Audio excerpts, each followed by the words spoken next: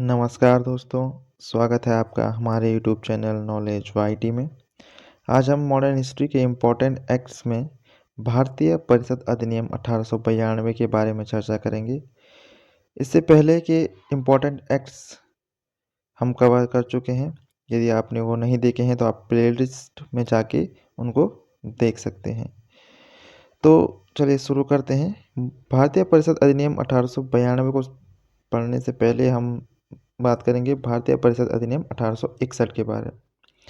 इसमें दो प्रावधान थे कि केंद्रीय प्रेसिडेंसियों एवं प्रांतों में विधान परिषदों की स्थापना की गई और काउंसिलों में गैर सरकारी सदस्यों की नियुक्ति। काउंसिल मतलब जो गवर्नर जनरल की जो काउंसिल होती थी उसमें गैर सरकारी सदस्यों की नियुक्ति की जाने लगी भारत परिषद अधिनियम 1861 के तहत। तो शुरू करते हैं हमारा आज का टॉपिक भारत परिषद अधिनियम 1892। 1892 में भारत का जो वॉइस राय था वो था लॉर्ड डफरिन और इस समय कांग्रेस भी बन चुकी थी 1885 में। तो इस अधिनियम का जो पहला प्रावधान था कि केंद्रीय तथा प्रांतीय विधान परिषदों का विस्तार किया गया, यानी कि जो केंद्रीय और विधान परिषदें थी उनके सदस्य संख्या में वृद्धि की गई।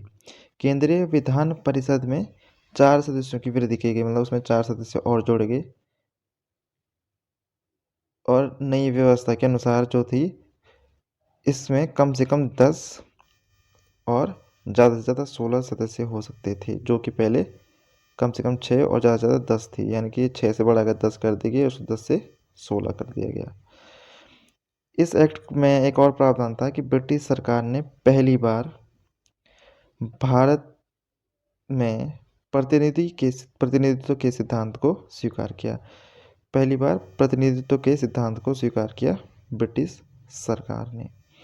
और जो भारतीय विधान परिषद के जो गैर सरकारी सदस्य थे उनका जो मनोनयन था वो करते थे बंगाल चैम्बर्स ऑफ कॉमर्स और प्रांतीय विधान परिषद, यानी कि प्रांतीय विधान परिषद और बंगाल चैम्बर्स ऑफ कॉमर्स के द्वारा गैर सरकारी सदस्यों का मनोनयन किया जाता था, उनके द्वारा उनको मनोनीत किया जाता था। इस अधिनियम के द्वारा जो विधानमंडलों के सदस्य थे उनको बजट और वित्तीय मामलों पर बहस करने का सीमित अधिकार दिया गया। पूर्ण अधिकार नहीं दिया गया लेकिन सीमित अधिकार दे दिया गया बजट और वित्तीय मामलों पर बहस करने के लिए। और जो विधानमंडलों के सदस्य थे उनको सार्वजनिक क्षेत्र के मसलों पर, जो सार्वजनिक क्षेत्र के जो मुद्दे थे उन पर प्रश्न पूछने का अधिकार दे दिया गया।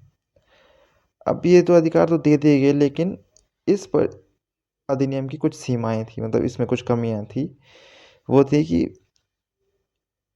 भारत इतना विशाल जनसंख्या था वाला देश था, लेकिन जो विधान परिषद में जो सदस्यों की संख्या बढ़ाई गई वो केवल 4 बढ़ाई गई, जो कि एक सही बदलाव नहीं था। दूसरा कि विधानसभा में जो विधान परिषद में जो सरकारी सदस्य थे उनका बहुमत अभी भी बना रहा था, मतलब जो चलती थी वो सारा सरकारी सदस्यों की चलती थी। ठीक, इसमें जो अगली कमियां थी, जो अगली सीमा थी इसमें कि जो बजट पर संशोधन का प्रस्ताव अब मतदान में भाग लेने का अधिकार अभी भी नहीं दिया गया था गैर सरकारी सदस्यों को। बजट पर संशोधन प्रस्ताव रखने और मैदान में भाग लेने का अधिकार नहीं दिया गया था। और अगली सीमा जो इसकी थी कि जो सदस्य थे उनको पूरक प्रश्न पूछने का अधिकार नहीं था। पूरक मतलब किसी भी बात पर चर्चा, किसी ने प्रश्न पूछा और उस प्रश्न के जवाब में उस पर दोबारा प्रश्न पूछने का अधिकार नहीं था। और ना ही वो किसी विमर्शित प्रश्न पर का उत्तर दे सकते, मतलब अगर किसी प्रश्न पर चर्चा हो रही है तो उस प्रश्न का उत्तर नहीं दे सकते थे जो गैर सरकारी सदस्य थे।